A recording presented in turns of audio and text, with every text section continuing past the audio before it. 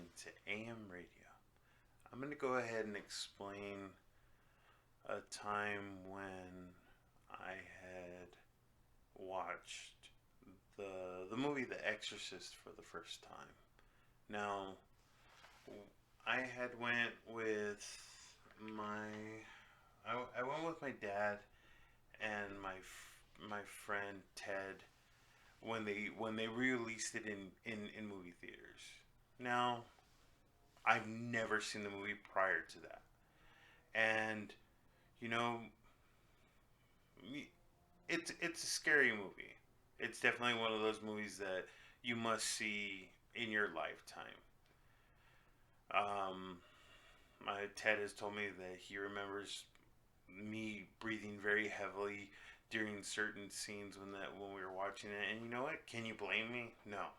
That movie is it's terrifying for all the wrong and right reasons.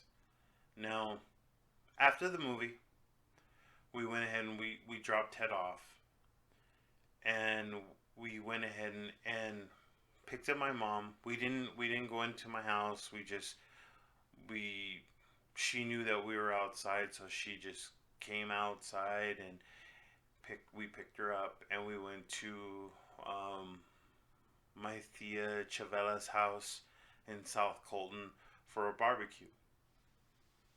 I remember it was my dad, my mom, and me.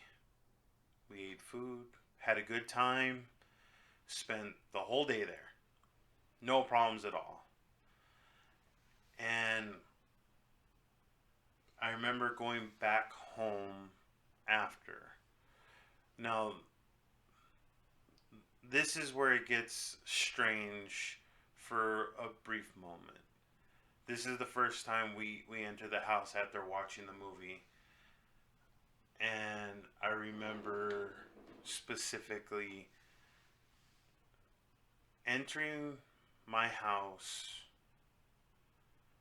and turning on the living room lights because no one was home. We were entering it, coming back from, like, once again I say the family barbecue. Turn on the lights to the living room, and as soon as I flick on the power switch, the all the light bulbs in the kitchen explode. Like two of them. I mean, that's all the light bulbs that we had in the kitchen, but they all explode. They all explode. I still remember flicking it and then boom, hearing the light bulb shatter in there. I was I didn't I don't know what to say about that. It was one of those things that I remember experiencing and just being like, oh, okay, there must have been a power surge. We That's the only time that has ever happened in my life at that house of that kind of situation. The light bulbs in the living room didn't shatter, and those were the only things that had happened. And the lighting fixture isn't even connected to the kitchen, but for some reason the light bulbs in the kitchen shattered. Replaced them, went on with it. I guess the movie kind of resonated with me because I remember being in my room, like, I think either the night of when when we had seen it or maybe the next night, but it was my first ever time having sleep paralysis that I could remember. And I remember waking up in my bed and not being able to move my body.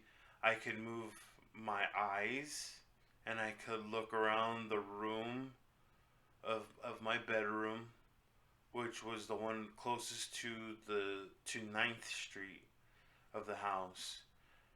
And I remember hearing dogs fighting outside my bedroom window. I've never heard in my life since before that day and after that day dogs fighting ever at that house. And I just remember like them fighting very like horribly, and it's like it was ugly.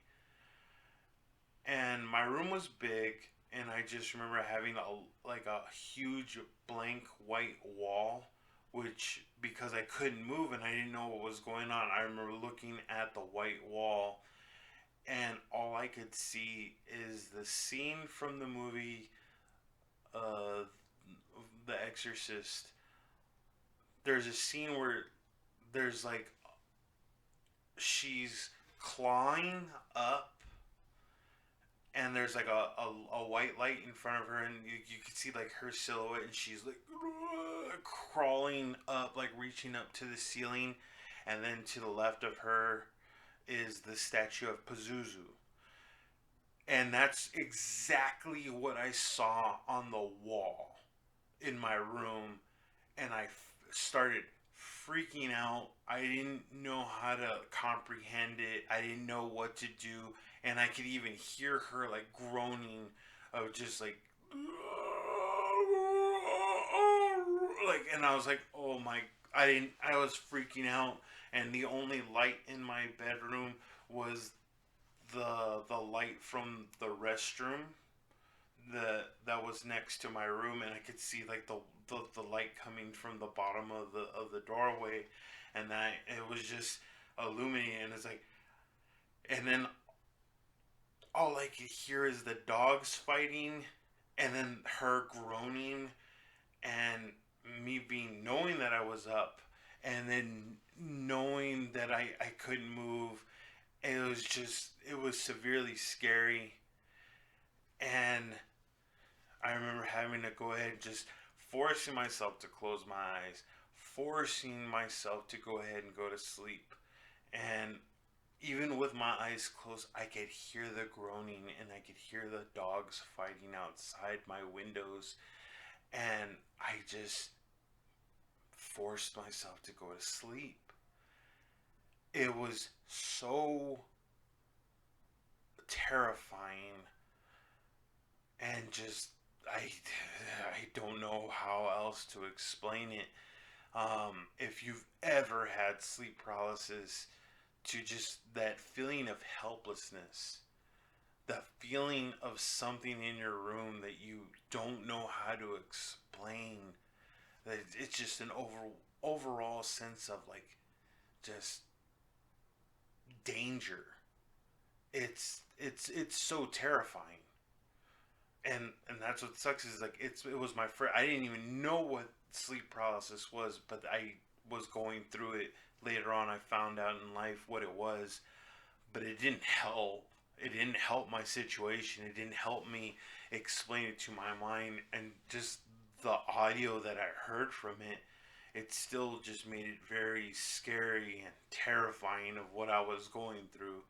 I'll never forget seeing that statue on that wall, that blank wall, and also her silhouette clawing at my ceiling, let alone everything else. But yeah, that was an experience I had, and it's something that I went through. Go ahead, leave a like, ask a question. Once again, I'll try to go ahead and respond the best I could. And